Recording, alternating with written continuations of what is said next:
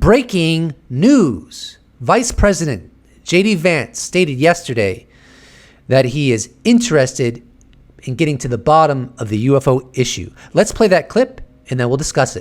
There are stories that I am particularly focused on, in part just because you talk with your buddies about it. Like, I'm obsessed with the whole UFO thing.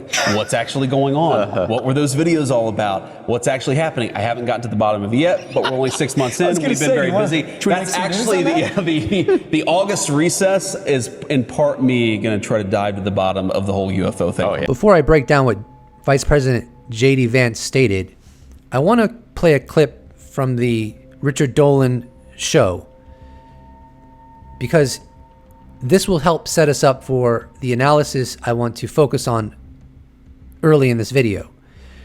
This clip is from July 29th, and he goes into what he believed when he wrote the book After Disclosure.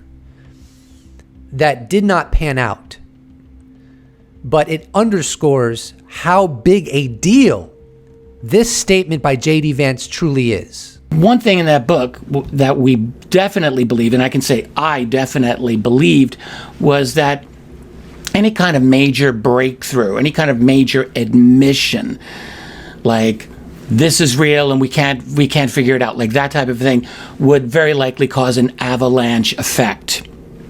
And that avalanche has not happened. And it's many times I've wondered, why hasn't that avalanche effect happened? Like, when the Navy several years ago came out with these really incredible statements that, yes, we have these UAP encounters. No, we do not know what they are. Yes, they appear to be extraordinary. We've got this now from high-level government officials. 10 plus years ago, that would have been absolutely inconceivable. And it would be easy to think, and I'm one of the people who thought this, that an admission like that would cause people around the world to say, wait a minute, you're telling us this is real. All these years you've been telling us it's not real, and now you're telling us it's real, and that would force a kind of avalanche effect, which is what has not happened. So what I believe Richard Dolan is referencing is that in September of 2019, the Navy confirmed the videos that were released, the Go Fast, the gimbal, and the FLIR 1 videos, all showed unidentified aerial phenomena.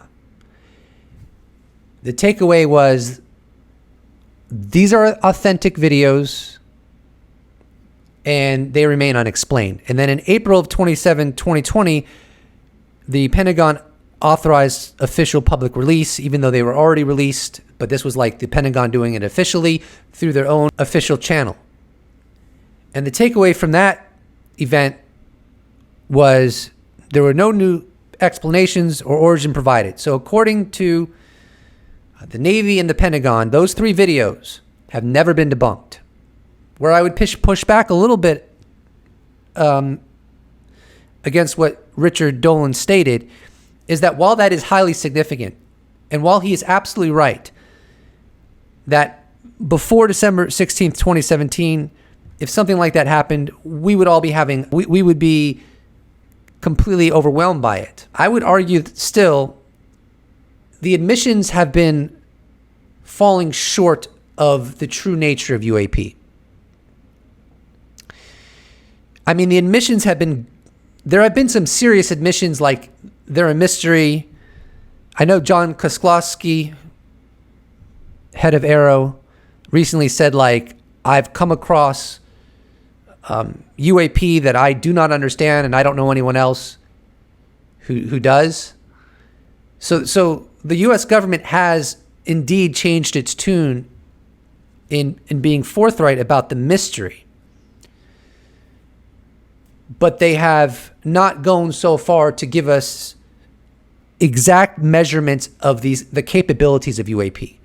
So they've been more open about the mystery, that it exists, but they leave the door so wide open to it being foreign adversaries, drones, and they're not really adequately leaving the door open for it being the origin of non-human intelligence.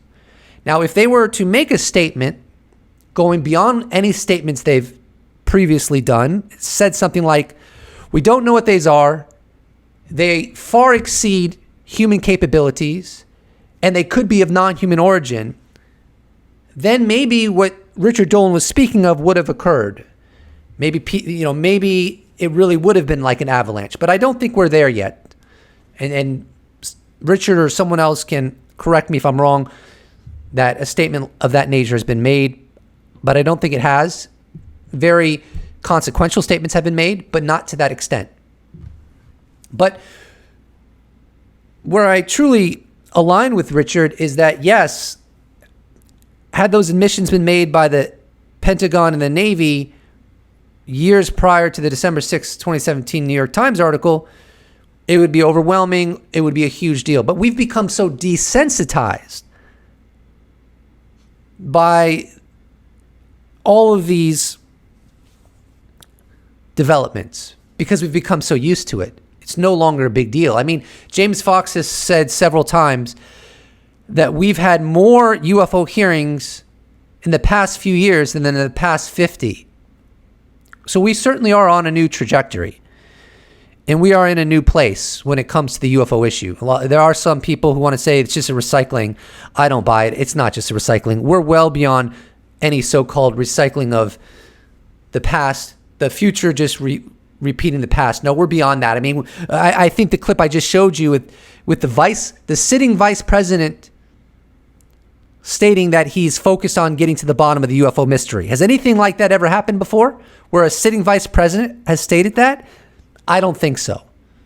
Have UFO videos ever been released and verified by the U.S. government of UAP in the history of this issue? I don't think so. So we're clearly in new territory. I will share with you a clip from September 3rd, 2024 on the Lex Friedman podcast, where Donald Trump, now the sitting president, conveys that he is going to pursue UFO transparency. A lot of people are very interested in the footage of UFOs. The Pentagon has released a few videos, and there's been anecdotal reports from fighter pilots.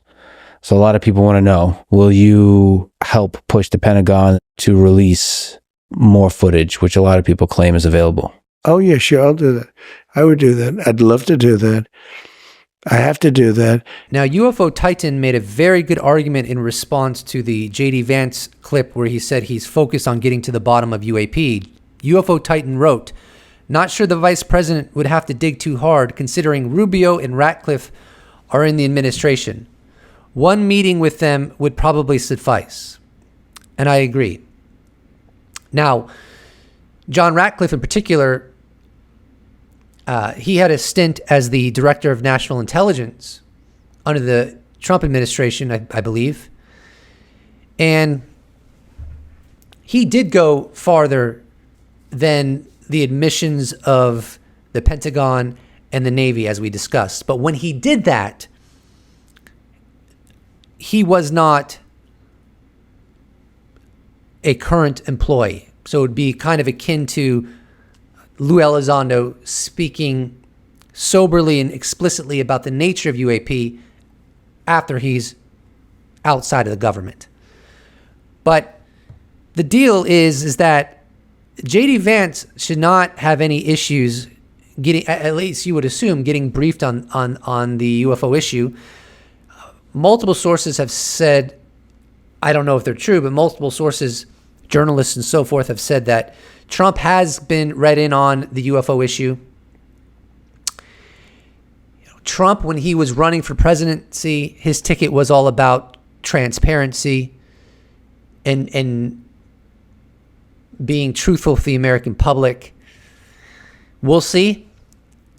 I don't know if he's ever going to be transparent about UFOs, but I sure hope so. And I certainly see it as a positive development that J.D. Vance, the vice president, has said that one of his focuses is to get to the bottom of the UFO issue. Look, if there's a cover-up, then the United States should just come clean about it. Stop telling me you're interested in getting to the bottom of it. Stop telling me it's an important issue. What I want to know is, are we alone? And what do you actually know about UFOs? I mean, if there's a legacy program, and the legacy program, when we say that, we're often referring to the crash retrieval and back engineering program.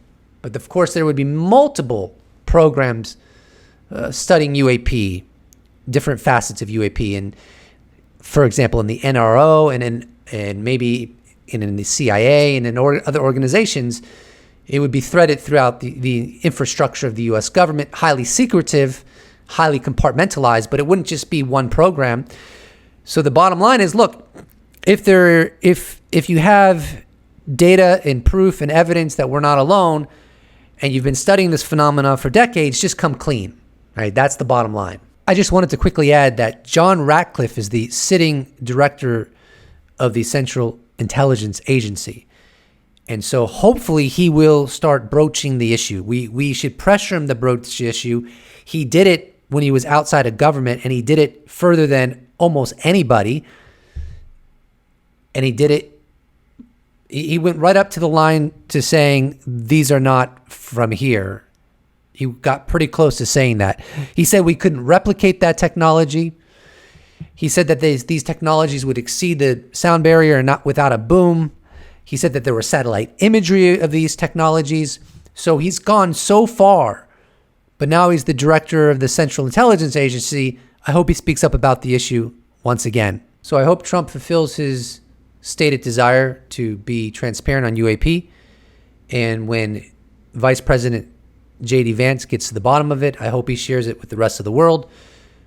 I hope the UAP Disclosure Act gets passed, and I hope that we can soon move on from all the lies and obfuscation as I perceive.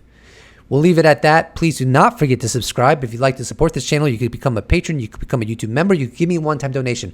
All those possibilities, potentials can be accessed in the description box below, or you can just slap a like on this bad boy and I'll appreciate it so much. Thank you so much for watching. I look forward to seeing you in the next episode. Special thanks to all YouTube members, patrons, those that have bought merch, those that have given me a one-time donation. I couldn't do it without you. Thank you so much. See you in the next episode.